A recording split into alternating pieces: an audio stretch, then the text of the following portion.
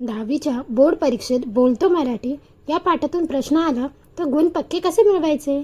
आज आपण या पाठातील सर्वात महत्त्वाचे प्रश्न, बोर्डमध्ये लिहिता येतील अशी उत्तरे आणि शब्दांची भन्नाट व्युत्पत्ती पाहणार आहोत.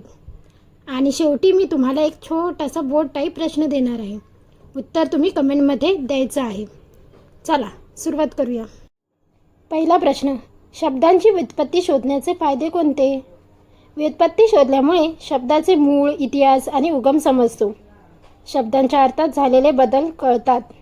शब्द कोणत्या भागातून आले हे समजते आणि आपली शब्दसंपत्ती वाढते. आता बोर्ड टिप. हे 4 मुद्दे लक्षात ठेवले तर 3 गुणांचे उत्तर सहज लिहिता येईल. आता एक महत्त्वाचा स्वमताचा प्रश्न. गरज नसताना इतर भाषांमधले शब्द वापरू नये. तुमचे मत काय? तुमचे उत्तर असे लिहू शकता. हे मत योग्य आहे. मराठीत योग्य शब्द उपलब्ध असताना विनाकारण परभाषेतील शब्द वापरू नये.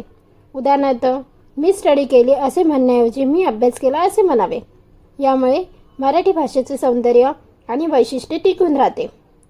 पण मराठी भाषेबद्दल लेखिकेने नेमके काय म्हटले आहे ते पुढच्या स्लाईडमध्ये पाहूया. लेखिकेला मराठी भाषेबद्दल खूप अभिमान आहे. मराठी भाषा समृद्ध आणि वैशिष्ट्यपूर्ण आहे. तिच्यात अनेक भाषातील शब्द सामावले आहेत. तरीही तिची स्वतःची शैली आणि शब्दसंपत्ती आहे. म्हणून आपण मराठी भाषेवर प्रेम करून तिचा योग्य सन्मान केला पाहिजे. एक्झाममध्ये तुमच्या शब्दात लिहा असं विचारलं तर हे मुद्दे नक्की वापरा. आता एक छोटा पण स्कोरिंग प्रश्न. शहाणे या शब्दाचा अर्धछटा लिहा. शहाणे म्हणजे हुशार, समजूतदार, चतुर आणि अक्कलवान. पण लक्षात ठेवा, शब्दांचा अर्थ संदर्भानुसार बदलू शकतो. आता येणार या पाठातील मजेदार भाग, शब्दांची गंमत. मोरंबा म्हणजे मोराशी संबंधित आहे का? नाही. मोरंबामधील मोराचा संबंध मयुराशी नाही. मोरस म्हणजे साखर. मोरिशिसवरून साखर येत असल्यामुळे मोरस हा शब्द रूढ झाला आणि त्यापासून मोरंबा हा शब्द तयार झाला. हा पॉईंट लक्षात ठेवा. व्युत्पत्ती समजली की शब्द कायम लक्षात राहतो. आता कदर. कदर हा शब्द अरबी भाषेतील कद्र या शब्दापासून आला आहे.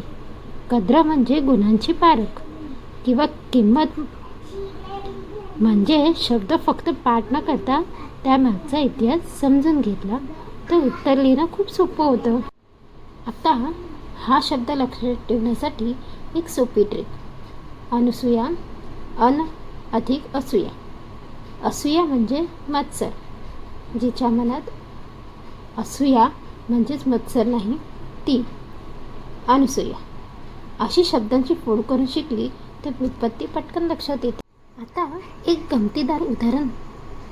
पुराणातील वानगी पुराणात. इथे वानगी म्हणजे उदाहरण. पुढे वानगीचे वांगी झाले आणि त्यातून चुकीचा अर्थ निर्माण झाला. म्हणूनच शब्दांचा अर्थ समजून घेणे आणि त्याचे योग्य रूप ओळखणे खूप महत्त्वाचे आहे.